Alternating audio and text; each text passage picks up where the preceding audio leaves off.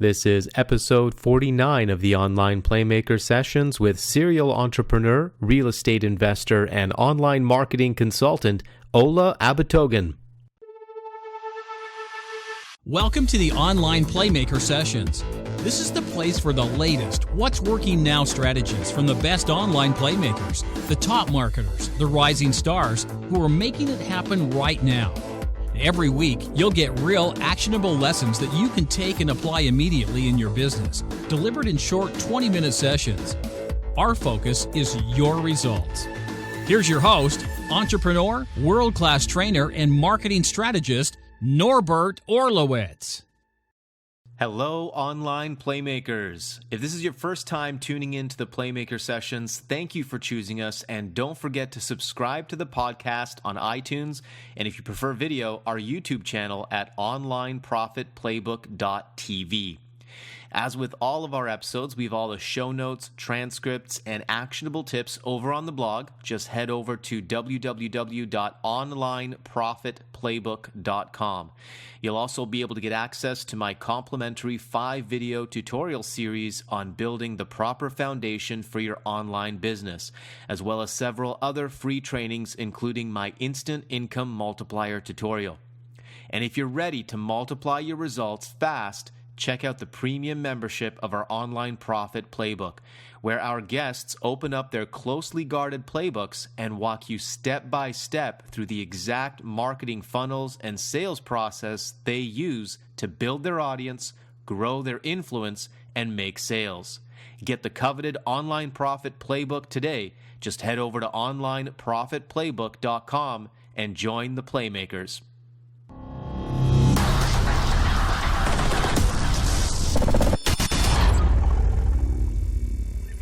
Ola Abitogun is the creator and CEO of myEmpirePRO. Ola is a computer engineer and engineering management graduate from New Jersey Institute of Technology. He was born in Dallas, Texas, raised in Nigeria, and considers himself a proud Nigerian American. Today, he is a marketing addict, trainer, business consultant, real estate investor, and all-around serial entrepreneur. Most importantly, he is a dedicated husband and father to 2 boys. Ola is personally responsible for $3 million in revenue within his first 24 months online. The professional work he is mostly proud of is personally helping 1,000 entrepreneurs around the world reach greater heights in their careers. This week's online playmaker, Ola Abitogun. All right, welcome back, everybody. Episode 49 of the Online Playmaker Sessions. And today I am bringing on a special guest. I'm very excited for this interview. Ola Abitogun from New Jersey. How you doing? Hey, what's going on, Norbert? What's up, Bus? I'm doing good. I'm excited for this interview. I know you're going to be laying down some big nuggets here, some big nuggets of wisdom. In the realm not only of marketing but overall wealth building, and that's one of the reasons why I'm excited for this interview. Really, kind of expand the conversation a little bit, and we're going to talk about marketing, of course. But I think we're going to talk, a little bit more in general perspectives of just wealth building in general. And I think that's going to be really valuable for everybody. So, Ola, why don't you get us started here for people that are listening or joining in and they don't know who you are? Can you give us a little bit of a background and how you got involved in this industry and into online marketing? Absolutely. So I was finishing my my master's degree I was in the middle of it back in 2004, and I was majored in engineering management. My original background was computer engineering, and I was a straight A student in from elementary, which we call primary in Africa, all the way through high school, but I had a bit of a struggle during the college years because I was a little bit distracted because I was living by myself. I came back to the country by myself after being born here in the late 70s. But, I was having a hard time probably mixing working together with going to school. So I probably didn't pick it back up, my spirit of straight. I didn't pick it back up until my sophomore year in college. But at that time, I'd already been exposed to getting things done. just getting things done and getting creative about getting things done and things like that. So back in that 2004, 2005, I did not go through the typical internship that people would take on in the last year in college because, frankly, I was distracted from school. And I just wanted to get done with the degree because that's what my parents wanted, Mm-hmm. So I was doing it just for them. I just wanted to get done with it. So not only did I want to get done with a degree, I wanted to get a master's at least, So I started taking up some master's classes in my last year in college. Before I knew it, I graduated first degree. I didn't want to go into working, which is a bad idea, but I just wanted to get the master's. So I started going through. So engineering management is a course which is a subset of MBA. So I started to pay a little bit more attention to the business aspect of things. So to say, I started to look at things that even probably other people in the classes were not seeing. I had an accounting class for the first time, so I saw how numbers work, how they calculated payables, receivables, and things like that. And my light bulb started to really go off, really heavy on what I could possibly do by getting creative by myself and not depending on other people to create jobs for me. Mm. So in the midst of all of that, I ended up on a late night infomercial. Simultaneously, around about the same time, a friend of mine invited me to this, they call it the St. Nighters at the time. It was a community development thing, and they were teaching home ownership, for people that want to invest or people that want to own their own homes. I went to it. I was blown away. Another light bulb went off on what I could do with real estate. Staying up late infomercials, I signed up for one of those free classes. One of those free classes, I got upsold into a $200 class. Before I knew it, I was paying $3,000 money that I did not have for another bigger class.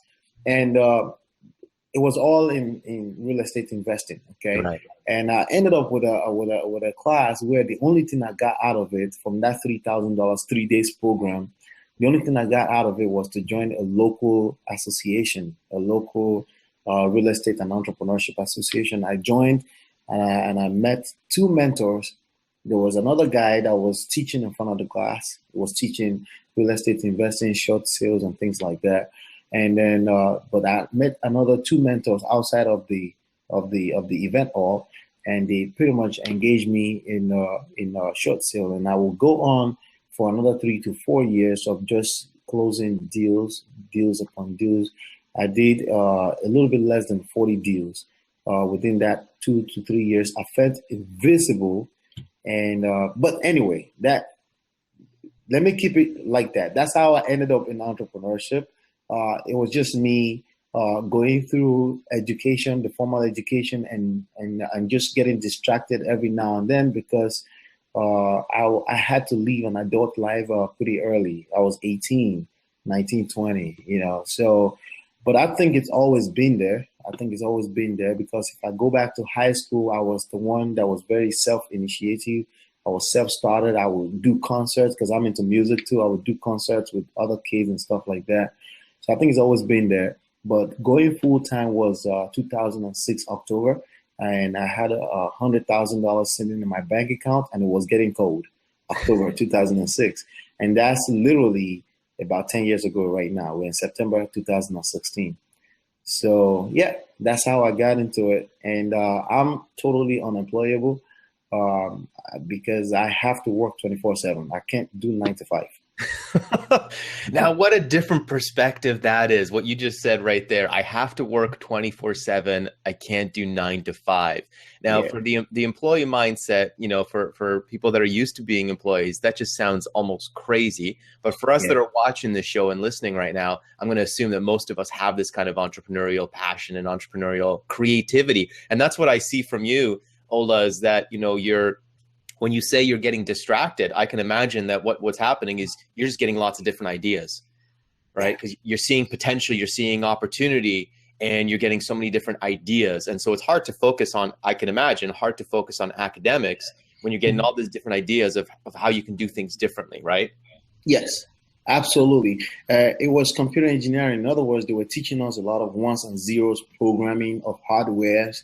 And I just didn't have the patience. I didn't have the patience to be, I went to school with a lot of white kids, Indian kids, Chinese kids, and very smart, just smart people, but I didn't have the patience to go through everything they need to go through to execute and to have to make something happen, to serve people, that's just too much stuff.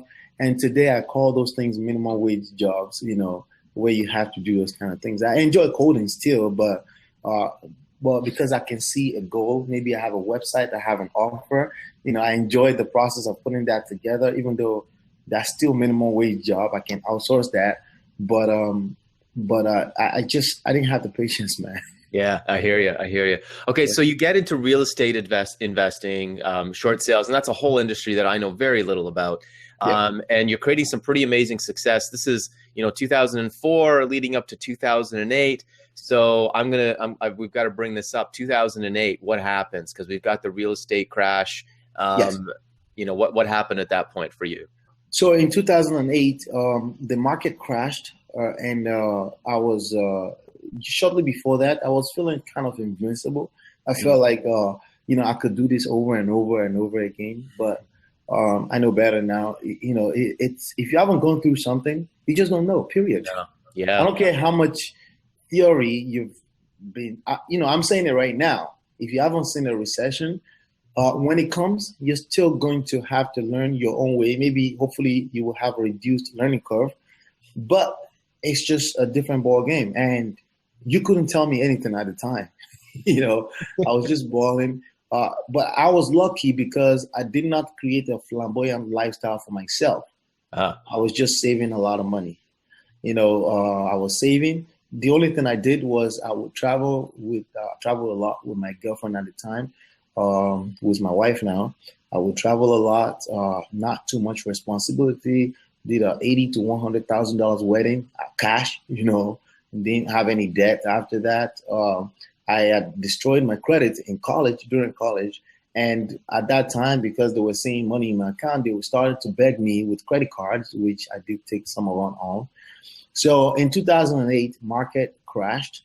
I was in denial because we were doing a lot of zero money down, no docs kind of mortgages. These mortgages that were just going through. And towards the end of 2000, now people that were in the market before that knew that something was already going wrong as early as 2007. But I'm like, nah, it's nothing. I can handle it. So we negotiate short sales with the bank, which is short sale you negotiate for people in pre-foreclosure, people that are underwater, right? So I had no problem getting a lot of those because people were getting in trouble. The problem was when it's time to exit. You got to bring a buyer on, and then the buyer oftentimes will have to use the bank's money, the system's money. And, credit was getting tighter. Money was getting expensive, and it wasn't easy to get that kind of money. People couldn't get money to close deals. So in other words, I had a pipeline of a bunch of negotiated short sales, but they weren't closing. I was not making money. So there's always two ends to any story, right? Mm-hmm. You buy low, but you got to sell high to make money. If you can't sell high, there's no money. Well, I'm acquiring, negotiating low, but I couldn't sell high. So in February 2009, I stumbled across a guy. For the life of me, I cannot remember his name. And he was teaching internet marketing. Just internet marketing. He was teaching. He sat down like this, just in front of a table, and was teaching it. And I was engaged in it because remember, I'm a computer engineering student. But teaching it from the perspective of making money was new, So I found it fascinating. I dug up a lot of the coding things that I learned in school, and I started to really enjoy it. Now, here's the thing. I had to get on Google. This was 2009, February. Okay. Later on that year, you know what happened to everybody that was on Google, right? Google AdWords slap. Yeah. We remember it fondly, not fondly. Exactly. So, and I was on there, and I set up this thing. I'm in real estate. short sales, I found a book on ClickBank, right? And I could be an affiliate. That's what it was teaching. So I found a book. It was $47, and I slapped together a page. He taught 3 different methods of landing page. You can either do a capture page, or you can do a sales page. And I think there's another one like a bridge page, a short bridge page, or something like that. And because I was looking for quick money, guess what I went for? I went for the sales page, just advertise the sales page, right? So then I set up, I don't have patience at learning, okay? Again, I don't. But instead of going through, I got the idea. So I went and executed as fast as I could, right? Because that's one thing I can execute, right? But the patience to learning is something I have to work on. And I put together an AdWord campaign, and it was going straight from keywords such as real estate and stuff straight to the sales letter. In other words, I was not building the list. 5 minutes, $700 gone. Wow. Yeah. $700 in ad spend. Ad spend, 5 minutes. Yeah. So of course I paused, right? I made one sale of the $47. The commission was $20, whatever. But I paused, and now I'm shaking like, what the hell, right?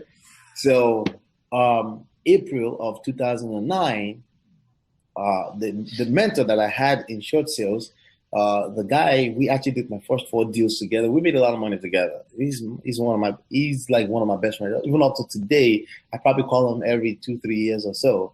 We're still close like that.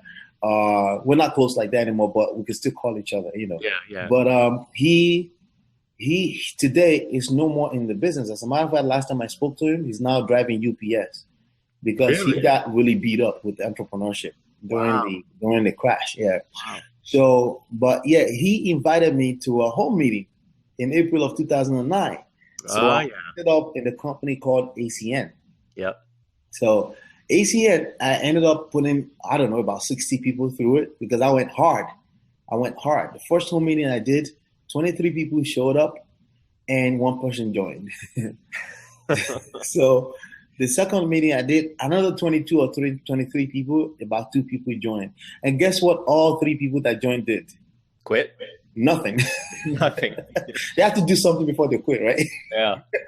Right. So they did nothing, man. You know. So as a matter of fact, one of them called me the second day to ask me the phone number so they can call AC and ask for the refunds. Oh my God.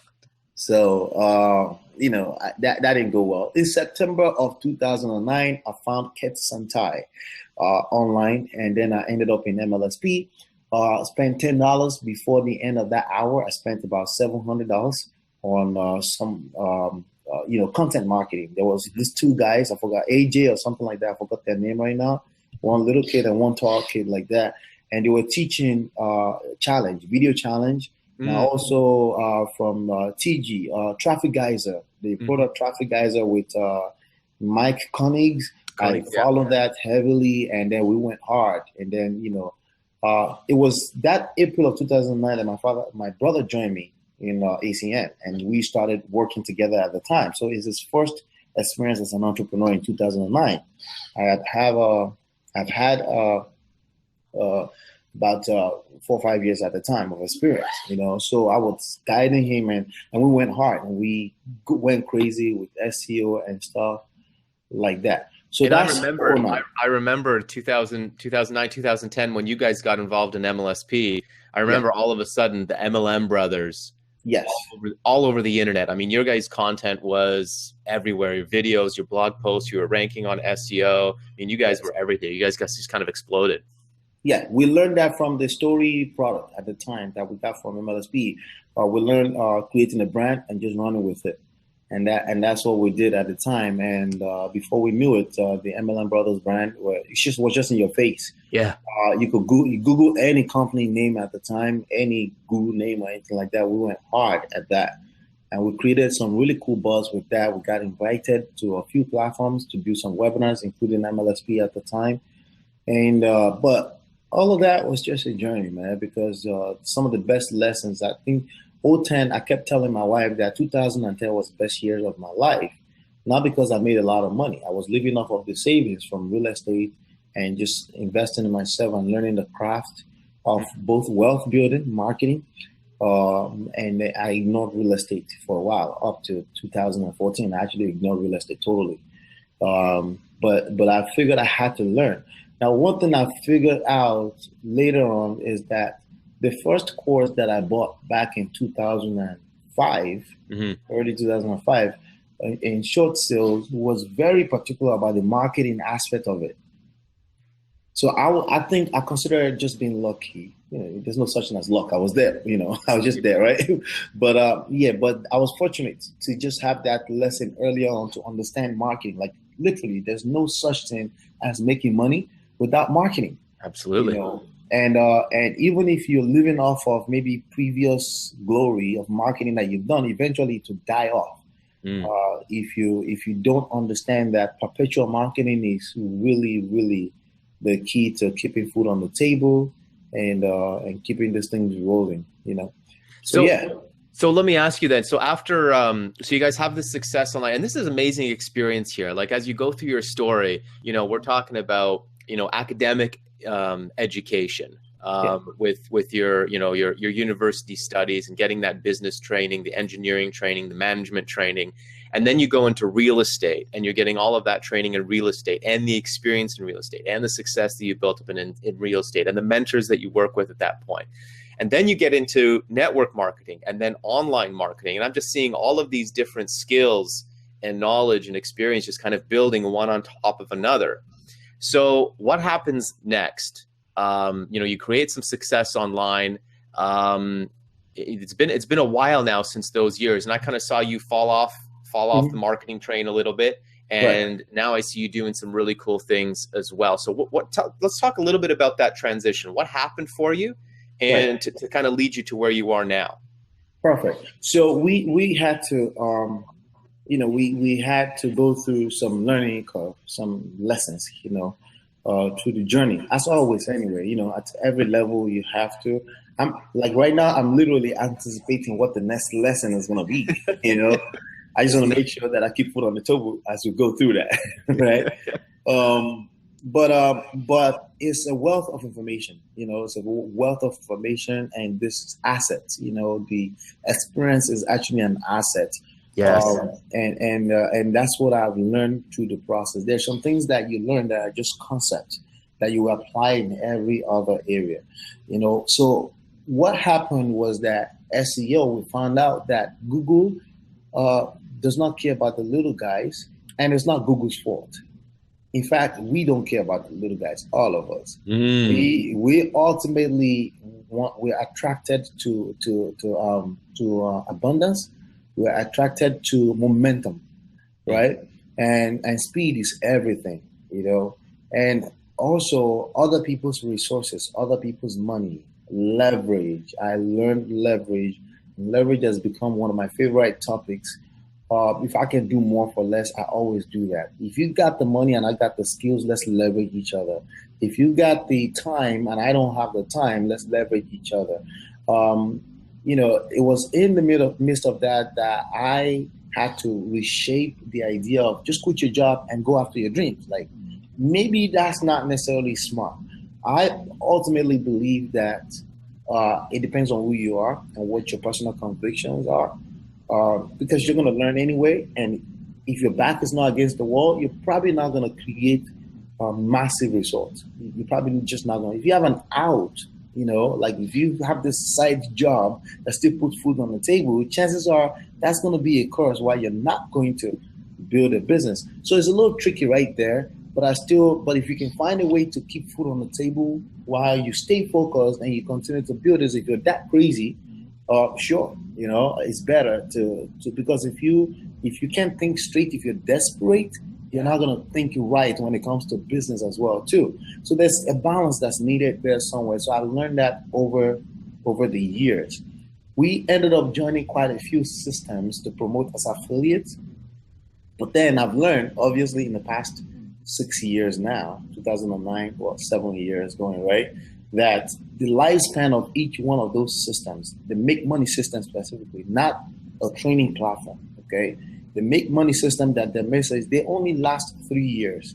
As a matter of fact, the one that we just decided to plug in for some of our students so they can have a product to promote is, in my opinion, right now already crashing within 5 months. It's just not sustainable. Yep. So the only thing that's really sustainable right now, I'm coming to find out the only thing that's really sustainable is, as long as you're breathing, is what you learn, the skills, and just staying through the journey. And understand that it's a journey. That's sustainable on its own. But the systems, like, especially when you're not really in control of what's going on, they don't last. I just did 15 days video series where, unfortunately, maybe 2 out of those 15, I ended up saying take the trial at the end. I wanted to avoid giving a call to action that's specific to anything, because I know now today, because I may need to change something on the back end. I may need to change the offer on the back end. Even my products, sometimes they can only last so long because I have to update it, much less something you're totally not in control of, Right. Yeah. So those are the lessons that I've learned over the past 7 years. I've never quit on but this is what has been feeding me for the past 10 years, literally. So I've never really quit. A brand may have fallen off. Back in 2012, I chose not to use the term MLM Brothers any longer, because I believe it was it had a stigma to it, and it puts me in the box of MLM. Yeah. So I actually prefer the term network marketing, and I coined the term network marketing 2.0 to involve internet marketing, possibly network marketing, but not necessarily traditional network marketing, just the idea of leverage, right? And real estate investing. So, and I ran with that, and then I created my 7-figure accelerated program, and that's what has been driving my business since, pretty much.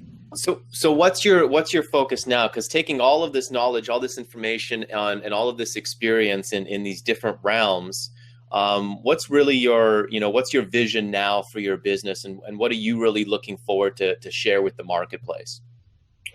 What I want to share with the marketplace is me. Because there's a lot of investment that has gone into that, and I mean that with all humility. If you tag along with me, in some sense, one shape, or even if not along, even if it's one day, I want you to just see one video from me one day and just grasp something, and you learn something, or you learn what not to do or what to do. So you could look at me literally and just say, oh, I don't want to do what that guy is doing, or I want to do what he's doing, right? Or maybe I can tap a little bit into his knowledge, or maybe, no, you need to avoid that.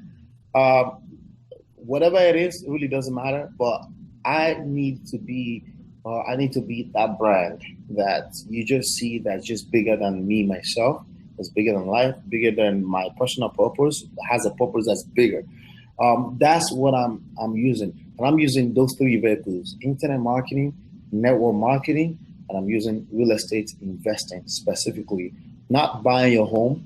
That's not what I'm about. I'm about using it to build wealth for a lifetime. You can create now income, and you can also build wealth that your family can retire on. So how I do that is I educate myself heavily. I continue to educate myself, and then I continue to share what I'm learning. That's it. There's 2 formulas right there. I educate myself, and I'm sharing what I'm learning. Okay, that's it. Awesome. Which is, that's what we talk about all the time when we talk about content marketing. We talk about creating a marketing strategy. Really, it's all rooted around content marketing and sharing what you learn, or sharing the experiences and knowledge that you have with the marketplace. Now, usually we talk a lot about marketing, and so I want to ask you, let's talk really quickly. No. See, I want to skip over the marketing thing, because what I want to talk about here is, we talk a lot about marketing, and usually I ask people, I ask my guests, what are they doing for marketing? What are the problems, or what are the challenges that a lot of marketers face? All that kind of stuff. But let's talk a little bit more in general terms about money management and about wealth building. What do you see are some of the mistakes that your students, the people that you've worked with, your students, your clients over the years, what do you see are some of the mistakes that a lot of people make when it comes to money management and wealth building? So, they get involved in internet marketing or network marketing because they want to make more money, and yet 3 years down the road, 5 years down the road, they're not really any further ahead because they're not focused on wealth building. What are some of these mistakes that you want to help people avoid? Right. So back in 2013, I realized Shola and I were making a lot of money, but we can't find where the money was going. We couldn't find it. Right. And then, what I had to tap into was the accounting class that I mentioned earlier that I took. Yeah, that's right. So I ended up, the first step was I created 3 checking accounts.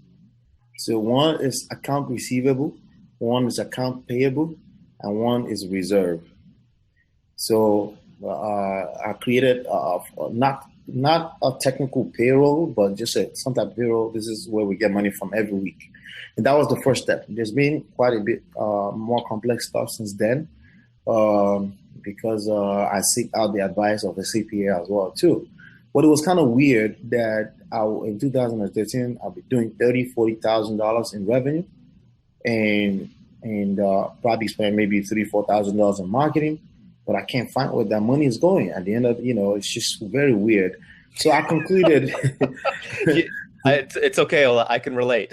You can relate. So I concluded that money is the demon, and I need to keep an eye on it. And I can't mix money coming in together with money going out, and then when I created the system, I had to pay some affiliates, and that was causing trouble as well too. So among some of the revenue, we had to pay some affiliates. We mix all that money together. We dip into that money before 30 days that we're supposed to pay affiliate, and then 30 days we're like, okay, we got to pay affiliates. What's going on? So I just concluded that, listen, we need to treat this like a business. That's number one. And I need to separate things. And yes, money is absolutely the devil that we need in our lives. Yeah. So we have a saying from where I'm from that money is a visitor, and it comes and go, and then also understanding the psychology of money was a big part of that as well too. You have to understand that money, how money depreciates, how it appreciates. Understanding that the currency you have right now in your pocket, on your table, wherever it is right now, is absolutely a debt that's owed. If you're in the United States, $23 trillion, okay? And you need to understand that. You need to understand that saving money is not really the key to wealth. If you're saving money temporarily so you can just monitor what's going on, sure. But just understand that in that form, either in the bank or your pocket, is depreciating every second. And then mastering that, understanding that, and continue to be a student of the game. There's a video by Ray Dalio. I actually picked that video up from, it's on YouTube. It's Ray Dalio, How Money Works. That's the title. It's on YouTube. Ray Dalio, How Money Works. And it explains how money goes in cycle from credit to cash, and how literally everything you know right now is built on credit, and how every bubble in real estate, in any business, is built on credit, and the behavior of even our equity, brand equity, and things like that, how it goes ups and down. And just continue to be a student of that, because every new insight that comes out, you need to pay attention to it, because it's also evolves over time, right? So that's something that I can, out of everything I've just said in the past 2 minutes, you probably can pick up quite a few nuggets. But the key thing that I want you to pick is to remain a student of it, and just never take your eyes off it. You got to keep an eye on money. I don't care how much money you make, you got to keep an eye on money, In fact, the more money you make, the more you have to keep an eye on it. Absolutely. At every level. I tell people like this too. If you win lottery, obviously, if you're an average person that wins lottery, we know what's going to happen to that money within the year from now, right? Yeah. You're going to lose it, right? Yeah. But people that, I'm not going to lose it, I'm going to save it. See, you're missing the point. You're missing the point. It's not about you. It's never really been about you, really. It's about everybody that knows that you just won lottery, right? It's about all the predators out there right now that are getting ready to prey on you, because they have the information that you just want some money. Okay, this person is going to tell you that they can help you turn that money to double next year, and you are going to think you're going to save it in an account and turn it, and you're going to have about 20 million advices and ideas and opinions that just got thrown at you, and you're going to be confused, and you're going to settle for one of them because you did not master money. You did not understand money. And you see that, and I see that as a challenge because, you know, it's the same with internet marketing. We talk about this all the time in internet marketing. There's so many different opinions and ideas and theories and strategies, and there's so many different ways to make money online. It's the same with money, right? There's so much advice and so many opinions out there for the average person. If you even try to go down that route of trying to learn the game, you're going to get so many different opinions, and so many different people are going to tell you different things. Now, I know that you're doing a webinar and you're focused a lot on training, on helping people to understand sort of the fundamentals of wealth building. Can you quickly just kind of outline for us, you know, your steps, your process? What are the important things that we need to understand here? Okay, so my back end specifically is real estate wholesaling. Yeah, right now. My back end goal is actually I'm looking to acquire my first 200 units in an apartment. That's really my back end goal. I haven't done it, but I'm putting resources together to get that done. That's my first step to getting into the apartment units. That's the only real estate buying activity I want to be involved in personally. And then the rest of it, you know, maybe single families, it will flip. So people that are interested in buying those for residential and things like that. And that's what we're doing right now. The other back end, everything else is just training. Okay. Marketing is a big part of what we do. I've experienced all of the above, right? When it comes to marketing, some people they say the CPA media buy, right? When it comes to traffic. And then when you come to find it, it's just people sending you emails. And then you get that all confused. The most trustworthy traffic source ever is two sources, in my opinion, maybe 3 or 4, right? But it's two sources. It's learning Facebook traffic marketing, PPC, and learning YouTube marketing. YouTube, essentially, I mean AdWords, okay?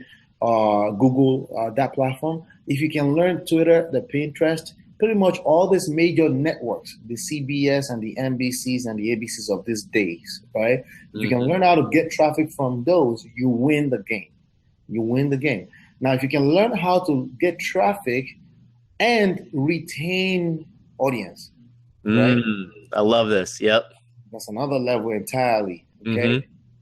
But if you're going to focus on solo ads, just understand that you're playing the games with people that are just about the quick bucks, okay? Facebook has a lot more to lose by screwing people over.